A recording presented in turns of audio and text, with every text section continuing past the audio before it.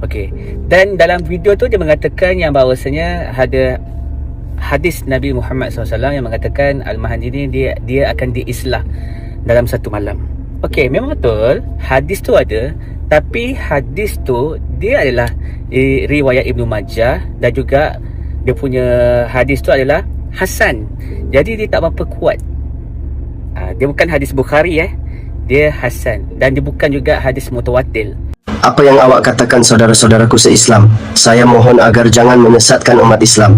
Seperti yang kita ketahui, umat Islam sedang menanggung penderitaan hebat di Gaza. Inilah masa yang sesuai untuk kemunculan Imam Mahdi. Jika anda merujuk hadis Ibnu Majah 4085 yang menyatakan bahawa Allah akan mengangkat Imam Mahdi dalam satu malam. Seperti yang anda sebutkan, hadis ini tidak terdapat dalam Bukhari dan hanya dikategorikan sebagai hadis hasan. Jadi jika ia hanya hadis hasan, adakah umat Islam tidak perlu mempercayainya? Adakah ini maksud anda? Jadi, bagaimana pula dengan pandangan ulama terkemuka seperti Syekh Al-Albani dan Hafiz Ibn Kathir yang menyatakan hadis ini sahih dan memetiknya dalam karya mereka? Adakah mereka juga silap? Malah anda juga tidak dapat menerangkan ciri-ciri lengkap Imam Mahdi hanya berdasarkan Sahih Bukhari dan Sahih Muslim. Anda pasti perlu merujuk hadis hasan lain daripada Ibnu Majah, Abu Daud, Mishkat Al-Masabih, Musnad Ahmad dan lain-lain. Oleh itu saya mohon anda teliti hadis-hadis ini dan berdoa kepada Allah untuk petunjuk yang benar. Dengan izin Allah, saya akan menjelaskan kepada anda corak sebenar untuk mengenal pasti Imam Mahdi. Sila baca keseluruhan hadis. Saya hanya membuat rumusan ringkas. Langkah 1, 8699 Mustadrak Al-Hakim. Allah akan mengumpulkan pengikut-pengikut di sekeliling Imam Mahdi. Langkah 2, Al-Mubashirat, kabar gembira yang disampaikan oleh Allah melalui mimpi benar pada akhir zaman. Saya yakin anda bersetuju bahawa kedatangan Imam Mahdi merupakan berita gembira buat umat Islam pada masa kini. Sahih Bukhari 6990 dan 7017. Sahih Muslim 1075. Ibnu Majah 3917.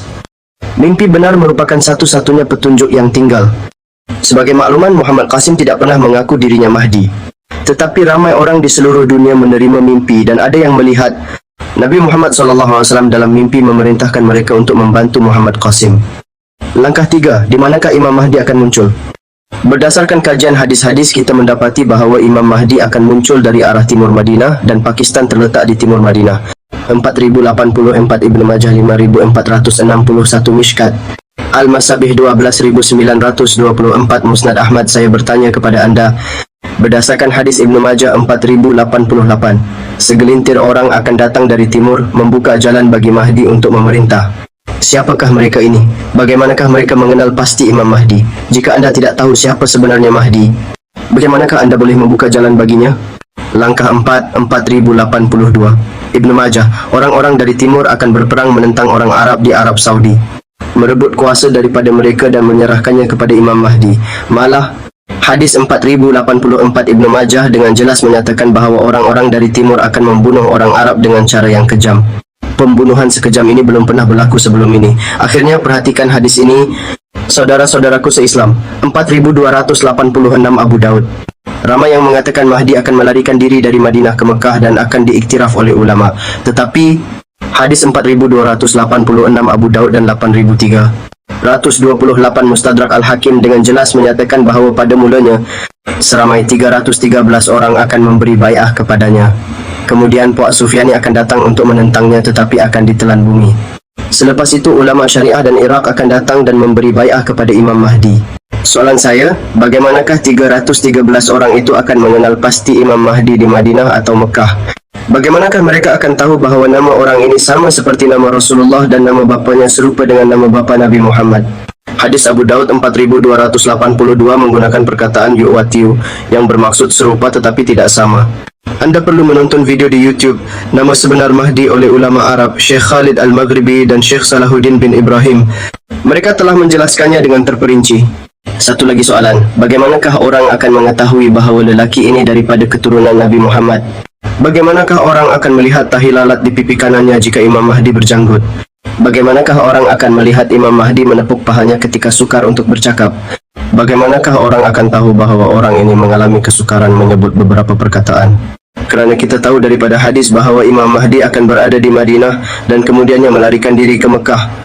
Bagaimanakah orang akan melihat semua tanda ini sekaligus? Adakah mungkin? Jika anda menjawab ya, Maka terangkan kepada saya tentang hadis yang menyebut tentang kedatangan dari timur. Bilakah peristiwa ini akan berlaku? Tolong jawab soalan saya. Sekarang jika anda mengatakan bahawa suara dari langit akan mengesahkannya, maka orang akan mengenalinya pada masa itu. Ulama biasanya mengatakan bahawa suara itu akan kedengaran ketika Imam Mahdi sedang tawaf mengelilingi Kaabah. Jadi saya ingin bertanya, hadis 4286, Abu Daud menyatakan bahawa Imam Mahdi akan melarikan diri dari Madinah ke Mekah. Jadi beliau tidak akan muncul secara langsung di Baitullah, beliau akan bersembunyi di suatu tempat seperti yang dinyatakan dalam hadis fayukhrijuna, yang bermaksud orang akan mencarinya dan memaksanya keluar dari tempat persembunyiannya sebelum memberi bai'ah. Jadi bagaimanakah orang-orang ini akan mengenalinya? Sila jawab soalan saya. Alhamdulillah, saya meyakinkan anda semua, para ulama dan saudara-saudaraku se-Islam, bahawa semua tanda Imam Mahdi terdapat pada Muhammad Qasim bin Abdul Karim. Pertama, beliau daripada keturunan Nabi Muhammad SAW. Namanya serupa dengan nama Nabi Muhammad SAW seperti yang disebut dalam hadis Sahih Bukhari 3115, 3116 dan 3117. Beliau mempunyai hidung yang mancung dan panjang dan mengalami sedikit kecacatan pertuturan luknah yang menyebabkan beliau sukar menyebut beberapa perkataan seperti kau dan rau. Beliau mempunyai kebiasaan menepuk pahanya, boleh dilihat dalam videonya. Beliau mempunyai tahi lalat di pipi kanannya dan dahi yang lebar seperti yang dinyatakan dalam hadis.